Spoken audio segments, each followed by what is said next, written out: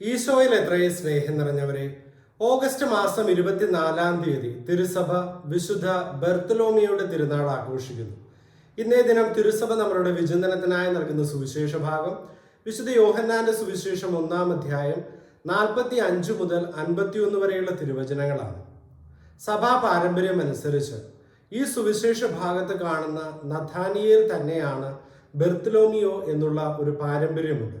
ആ പശ്ചാത്തലത്തിലാണ് വിശുദ്ധ ബർത്തലോമിയുടെ തിരുനാൾ ആഘോഷിക്കുന്ന ഇന്നേ ദിനം നഥാനിയേൽ ഈശോയിലേക്ക് കടന്നു വരുന്ന സുവിശേഷ ഭാഗം നമ്മൾ ധ്യാന വിഷയമാക്കുന്നത്.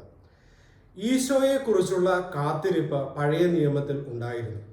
അതുകൊണ്ട് നഥാനിയേൽ നിയമത്തിലും പ്രവാചക ഗ്രന്ഥങ്ങളിലും രക്ഷകനെ കുറിച്ച് പറഞ്ഞിരുന്നത് ആഴത്തിൽ പഠിക്കുകയും അത് മനസ്സിലാക്കുകയും ചെയ്തിരുന്നു. അങ്ങനെ രക്ഷകനെ കുറിച്ച് അദ്ദേഹത്തിൻ്റെ വലിയ അന്വേഷണത്തിന് ഒടുവിലാണ് അദ്ദേഹം അത്തിമര ചുവട്ടിലിരുന്ന് നിയമഗ്രന്ഥങ്ങൾ, പ്രവാചക ഗ്രന്ഥങ്ങൾ പരിശോധിച്ച് ഇതിലെ രക്ഷകനെ അന്വേഷിച്ചു കൊണ്ടിരിക്കുമ്പോഴാണ് ഈശോ ഇദ്ദേഹത്തെ ദൂരെ വെച്ച് കാണുന്നത്. അതുകൊണ്ട് തന്നെ പീലിപ്പോസ് ഈശോയുടെ അടുക്കിലേക്ക് ഇദ്ദേഹത്തെ നയിക്കുമ്പോൾ ഈശോ പറയുന്നത് ഇതാ നിഷ്കപടനായ ഒരു യഥാർത്ഥ ഇസ്രായേൽക്കാരനെന്നാണ്. അങ്ങനെ നിയമത്തിലും പ്രവാചക ഗ്രന്ഥങ്ങളിലും തന്നെക്കുറിച്ച് പറഞ്ഞിരുന്നത് മനസ്സിലാക്കി തൻ്റെ അടുത്തേക്ക് വരുന്ന ഈ വ്യക്തി നിഷ്കപടനായിട്ടുള്ള ഒരു വ്യക്തിയാണെന്ന് ഈശോയ്ക്ക് മനസ്സിലാവുന്നു. അതുകൊണ്ട് ഈശോ എല്ലാവരുടെയും മുമ്പിൽ വെച്ച് ഇദ്ദേഹത്തെ ആദരിക്കുകയാണ്, ബഹുമാനിക്കുകയാണ്.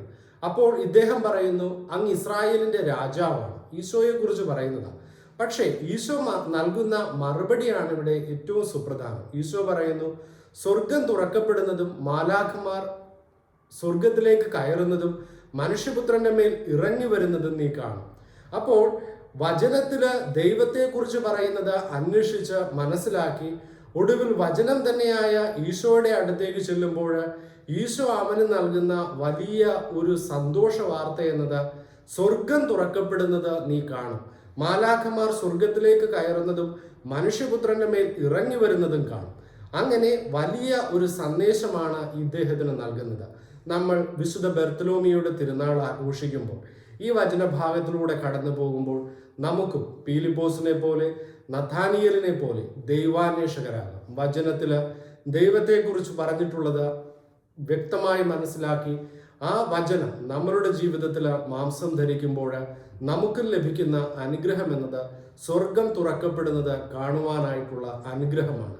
ഈ തിരുനാൾ സ്വർഗം തുറക്കപ്പെടുന്നത് കാണാൻ നിങ്ങളെല്ലാവരെയും അനുഗ്രഹിക്കട്ടെ. ആമേൻ.